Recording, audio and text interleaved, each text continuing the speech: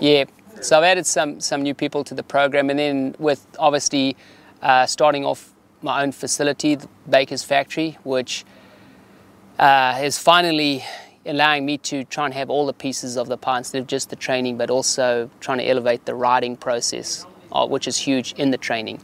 So I've added some more guys that are at the factory, and that's obviously Kenny's, the main guy, and then Adam, and then Jason Anderson has moved down there.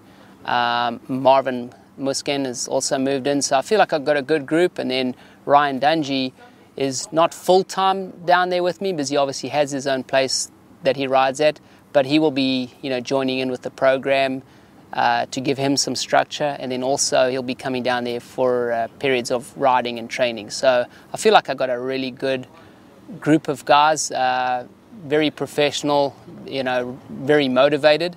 So I'm really happy with it. I think we're going to have a good year, and my goal is to better each and every one of those individuals, with regards to the racing. It's weird. Every athlete is unique in their own way, but for sure, I mean, my first year with Kenny, it's been tough. A lot of little things trying to pick up and make work with a guy that's obviously young and already in the big class. So I always struggle with guys that have not got all that experience yet, but yet for sure have all the ability.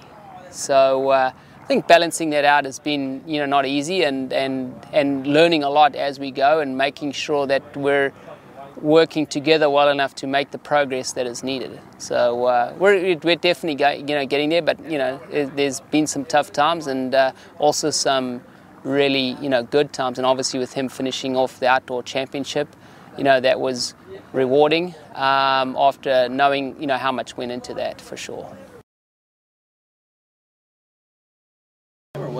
Yes, and with Ryan, obviously Ryan's made a big change to going to Europe to race, so I'm still going to help him with doing his program and formatting his training ratios. I have so much knowledge after the last 4 years with him that it's a given to obviously support and help him with his new challenge that he's going to have to be up against. Obviously I won't be full-time with him just because of the logistics of it. But I'm hoping there'll be periods where he does come to Florida and ride, if that can fit in with their season.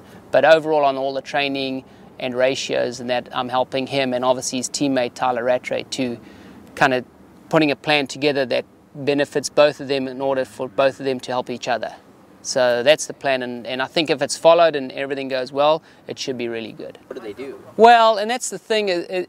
It's such a new challenge for him and so different to the USA, so I think we're both kind of a little bit, I wouldn't say blind, but, the challenge is going to be unique, and I think as it moves forward, we're going to have to address issues as they come up. I mean, just getting used to the living in Europe, and the different tracks that you can train on there are also public tracks, so it's going to be unique on how that how you do your program without it being affected by areas that you don't have control over. So it is going to be tough, but I'm committed, and I know Ryan is committed, and obviously Tyler's committed too, to making everything work and us sticking to the program as best as possible. The question of who has been the best, or has, like you say, been the biggest turnaround, or how can I say, is successful. It's hard to say which athlete that I've trained is that guy. They're so different in their own ways, and also as the era has changed and evolved, it's hard to compare. I still feel that the training and the stresses and the whole link to the bike development and all that is very unique to the era that we're in.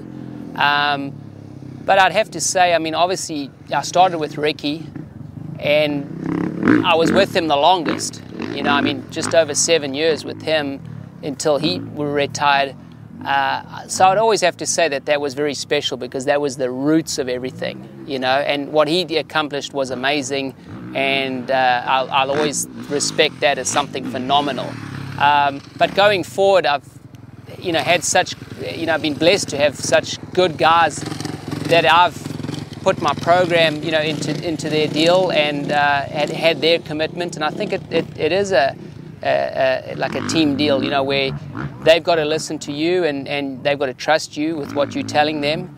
And I also trust that they are going to give it 100% and be committed. So I always respect that every one of the guys that I've had for whatever period has done that. It's been phenomenal. Some it's been tougher than others, and some it's been longer than other guys. But overall, they're all special to me, and it's been really valuable for me in my progress and training in the sport to have those kind of guys to evolve with. Because what I look back at what I did with Ricky to what we do now, just with technology, the training is a lot better and more structured and more itemized in a way. So it's been great, and obviously, January next year it'll be 15 years that I've been doing this, so it's fantastic. Yeah. Well, the future, I think, is trying to have more control over more areas that you can bring in line with bettering the athlete. So obviously the training is evolving.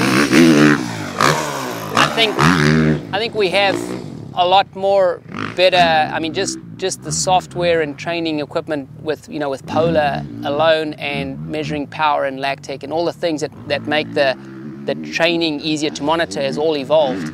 And there's newer devices coming out now with GPS that we can monitor everything, forces on the body, the whole system. So that's evolving. What I'm also trying to do for the future is, with the facility especially, is elevate that riding part, meaning that track changes are done more often, the control of having it as close as possible to race scenarios is brought in a little bit more, instead of that being kind of left out in the air, or kind of, it's a tough decision to make when you have to,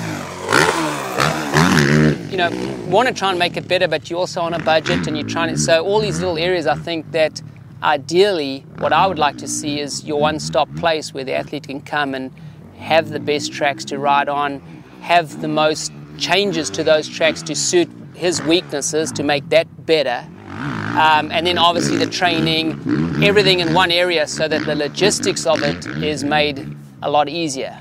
Just coming out to California for testing and all of that is tough on logistics, but the whole purpose of being on the East Coast is to try and elevate that in a way, and also for travel and to make the job of the athlete easier, but to make him better at the end.